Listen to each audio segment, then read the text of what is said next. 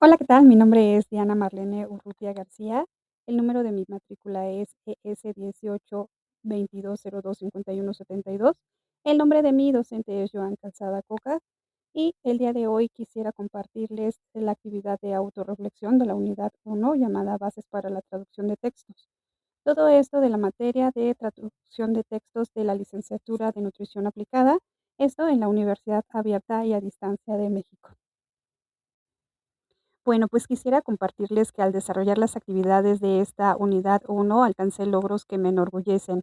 Les cuento que en el foro aprendí a identificar los tipos de texto y a distinguir cuando un texto es deductivo o inductivo. Entiendo por qué esa estructura facilita pues mucho mejor la traducción de algún texto. En la tarea apliqué las técnicas de skimming y scanning para leer un artículo científico. Este artículo fue sobre alimentos funcionales y comprobé que puedo localizar información clave sin tener que traducir palabra por palabra. Y entonces esto la verdad es que es una gran ayuda porque los artículos científicos generalmente son muy largos. En la evidencia de aprendizaje realicé una lectura crítica de un artículo sobre ambientes obesogénicos y trabajando las ideas principales, la estructura del texto y con mi vocabulario de inglés técnico, pues bueno, pude tener una comprensión de este artículo científico y eso, la verdad es que me enorgullece mucho. Les cuento que mi mayor logro fue perder el miedo a leer estos artículos científicos en inglés. Fíjense que, Ruiz, 2010, nos, comenta que leer en una lengua extranjera es un proceso que va de la decodificación a la interpretación, y les cuento que hoy leo con un, claro, propósito. Entonces, pues sí, siento que esta unidad 1 me ayudó mucho y me seguirá ayudando para, poder tener un entendimiento de estos artículos científicos que, pues, mucho nos ayudan en la parte de nutrición. Pues quisiera, compartirles que yo considero que estas habilidades las voy a integrar directamente en mi campo laboral, porque, como sabemos, pues, los artículos científicos, pues, más actualizados, generalmente siempre están en inglés.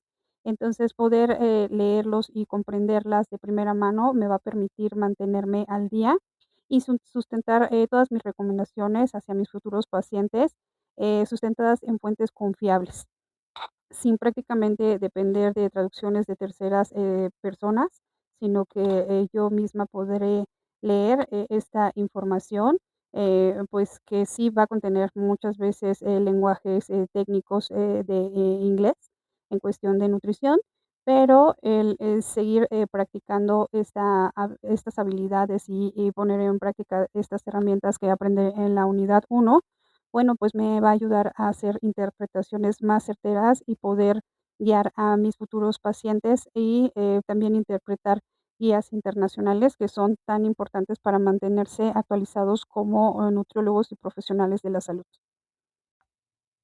Bueno, pues a continuación me gustaría hablarles de las estrategias que me gustaría implementar para seguir practicando todas estas herramientas que he aprendido a lo largo de la unidad 1. Les comento que comparto el punto de vista de González en el 2022, que nos comenta que aprender inglés implica retos que exigen constancia y nuevas estrategias. Por lo cual, pues me propongo leer con regularidad artículos cortos de nutrición que sean actualizados para, seguir creando mis propios glosarios bilingües. También me propongo aplicar la técnica de skimming para tener una idea general del artículo antes de poder profundizar en él y saber si, pues, en esos momentos me es de utilidad. Y apoyarme con la lectura crítica para evaluar, pues, no solo lo que dice un texto, sino cómo lo dice y por qué lo dice. Esas serían, pues, mis estrategias que me gustaría, seguir llevando a cabo para practicar todas estas herramientas adquiridas. Bueno, pues quisiera concluir con un resumen de lo que me dio esta unidad 1 y son herramientas concretas y más seguridad para comprender los textos en inglés. Quiero cerrar con una frase muy pequeñita, pero resume todo lo que aprendí, que es I read for meaning, not for every word. Lo que para mí significa esto es que cuando lees en inglés no necesitas conocer o traducir pues todas las palabras. Lo importante es comprender el mensaje general que el texto nos está brindando. Bueno, pues con esto concluyo esta presentación. Muchas gracias y los dejo con la bibliografía utilizada. Hasta luego.